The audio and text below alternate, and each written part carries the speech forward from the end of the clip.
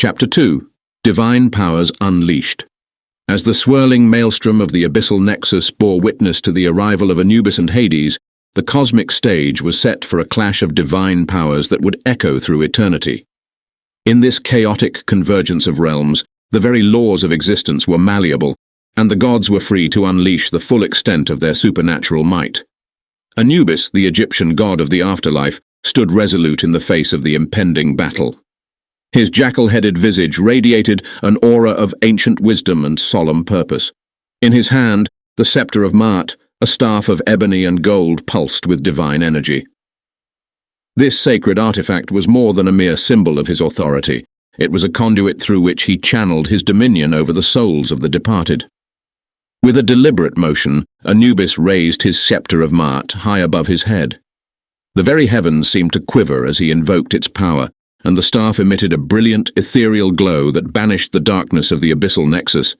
From the scepter, radiant beams of energy cascaded forth, forming intricate hieroglyphic patterns that hung in the air like constellations of another realm. In response to Anubis's command, the very fabric of the Nexus began to shift and warp.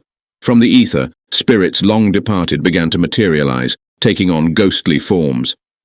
These were not the malevolent apparitions that haunted the living, but the souls of the virtuous, ready to heed the call of their eternal guardian. Anubis raised his free hand, and the spectral warriors sprang into existence, lining up in eerie silence. These were the spirits of the just, the souls of those who had passed the trials of the afterlife and were now bound to serve their divine protector.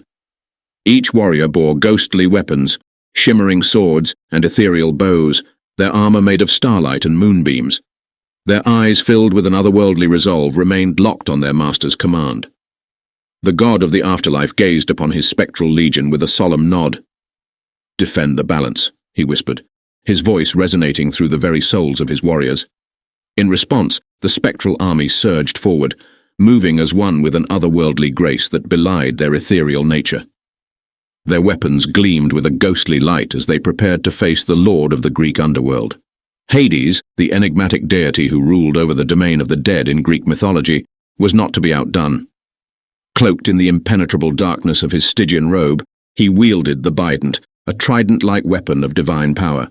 With the bident in hand, he symbolized his mastery over the three realms of the Greek underworld: Tartarus, the Asphodel Meadows, and the Elysian Fields. The lord of the Greek underworld stood his ground as Anubis summoned his spectral army. His eyes, crimson as the river Styx itself, glowed with an eerie intensity, piercing the veil of shadows that concealed his countenance. Hades was not a deity to be underestimated. He was the keeper of souls, the guardian of the afterlife's secrets, and his power over the dead was absolute. In response to the impending clash, Hades raised his bident high above his head, and a shockwave of dark energy rippled outward. The very air quivered with an ominous resonance as the bident unleashed its supernatural might. The souls of the departed, bound by their allegiance to his dominion, whispered their fealty, their voices like a haunting choir. From the depths of the Abyssal Nexus, where the boundaries of worlds intermingled, a spectral army began to coalesce. These were not the virtuous souls called forth by Anubis, but the restless shades, the spirits of the unclaimed and the damned. They emerged from the shadows, clad in tattered shrouds, their faces contorted in eternal anguish. Hades's bident glowed with malevolent energy as he gestured toward the spectral legion.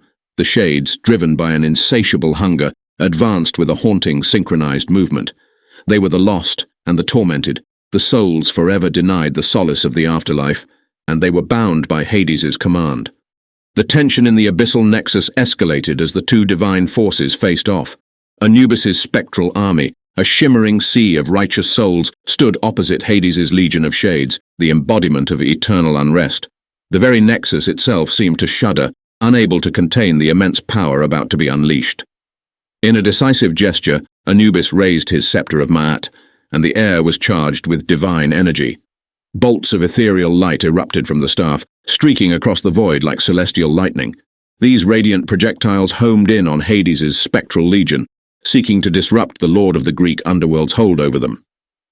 Hades, his crimson eyes ablaze with infernal determination, met the ethereal onslaught head-on.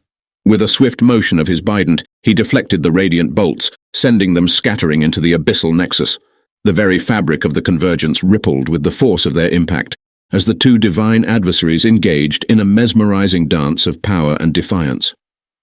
As the battle in the Abyssal Nexus intensified, Anubis and Hades realized that their confrontation was not just a clash of might, but a struggle to preserve the cosmic order itself. The spirits of the virtuous and the restless shades bore witness to the unfolding conflict, and the multiverse held its breath, for the outcome of this otherworldly battle would reverberate far beyond the boundaries of their respective realms. In the heart of the Abyssal Nexus, divine powers clashed, and the very balance between life and death teetered on the edge of a cosmic precipice. The stage was set for an epic confrontation that would shape the destiny of gods and mortals alike.